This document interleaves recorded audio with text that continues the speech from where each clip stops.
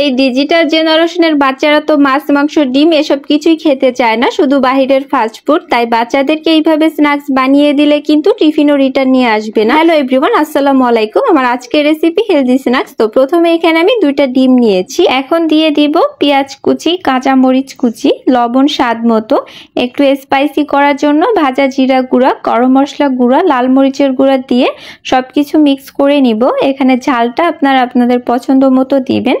ঝালটা যদি আরেকটু বেশি খেতে চান তাহলে ঝালের পরিমাণটা বাড়িয়ে দিবেন। এখানে আমি 1 প্যাকেট ম্যাগি নুডলস নিয়েছি। আর বাচ্চারা তো ম্যাগি নুডলস দেখলে অনেক বেশি খুশি হয়ে যায়। এইভাবে যদি এই ম্যাগি নুডলসটাকে রান্না করে দেন তাহলে আর বাইরে গিয়ে ফাস্ট ফুড খেতে চাইবে না।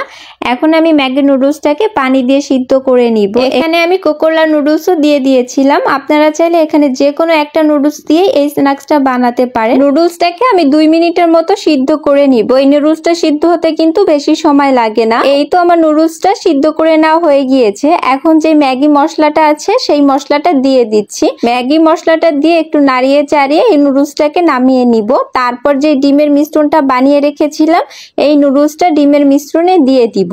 এখন এই ডিমের মিশ্রণের সাথে ম্যাগি নুডলসটাকে খুব ভালোভাবে একটু মিক্স করে নিব। খুব ভালোভাবে মিশিয়ে নিতে হবে যাতে করে ডিমের সাথে নুডলসটা খুব ভালোভাবে মিশে যায়। এখন চলে যাচ্ছি চুলায়। চুলায় একটা প্যানে তেল গরম করে নিয়েছি। এখানে তেলটা বেশি দিবেন না, সামান্য পরিমাণে দিবেন। ডিম আর নুডলসের যে মিশ্রণটা বানিয়েছিলাম এখন প্যানের মধ্যে দিয়ে গোল করে ছড়িয়ে দিব।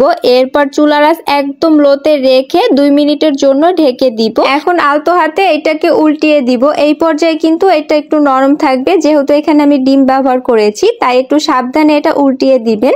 উপরে আমি একটু টমেটো সস দিয়ে দিচ্ছি। এখানে চাইলে পিৎজা সসও ব্যবহার করতে পারেন। মোজারেলা চিজ দিয়ে দিলাম ইচ্ছে মতো। বাসায় যেহেতু বানাচ্ছি তাই ইচ্ছে মতো দিয়ে দিবেন। চিজ যত বেশি দিবেন খেতে তত বেশি মজার হবে। এখন আমি সাজানোর জন্য সবুজ ক্যাপসিকাম আর পেঁয়াজ কিউব দিয়ে সাজিয়ে নিচ্ছি। এখানে আপনারা চাইলে নানা রকম কালারফুল সবজিও ব্যবহার করতে পারেন। এখন উপর থেকে একটু স্প্রিঙ্কেল করে গোলমরিচ গুঁড়ো আর চিলি ফ্লেক্স দিয়ে দিচ্ছি।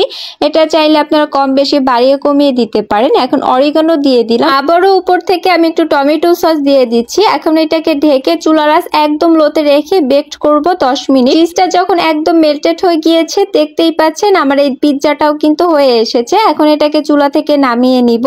কতটা নরম আর কতটা জুসি হয়েছে দেখেই বুঝতে পারছেন, আমার আর কিছু বলতে হবে না। এখন এটাকে আমি স্লাইস করে কেটে নিব। এইভাবে যদি বাচ্চাদেরকে এই স্ন্যাক্সটা বানিয়ে দিতে পারেন তাহলে আর বাচ্চারা বলবে না যে বাহির থেকে খাবার এনে দাও। প্রতিদিনই বায়না ধরবে এই স্ন্যাক্সটা বানিয়ে দিতে। আপনি যদি না বলেন তাহলে কেউ বুঝতেই পারবে না ডিম আর ম্যাগি দিয়ে এত মজার পিৎজা আপনি বানিয়েছেন। আশা করছি আমার এই আজকের রেসিপিটি সবার ভালো লেগেছে। ভালো লাগলে লাইক কমেন্ট করে দিবেন আর শেয়ার করে দিবেন। Thanks for watching. বাই।